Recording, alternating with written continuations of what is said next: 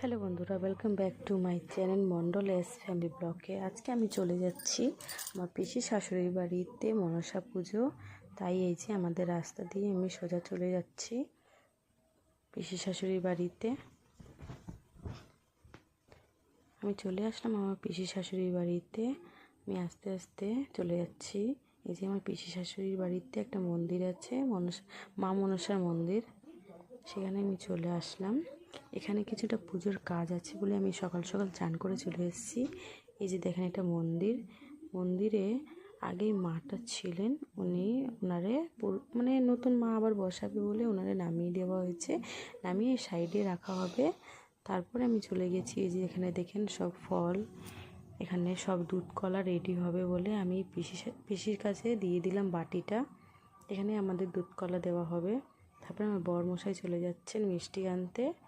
আমি বললাম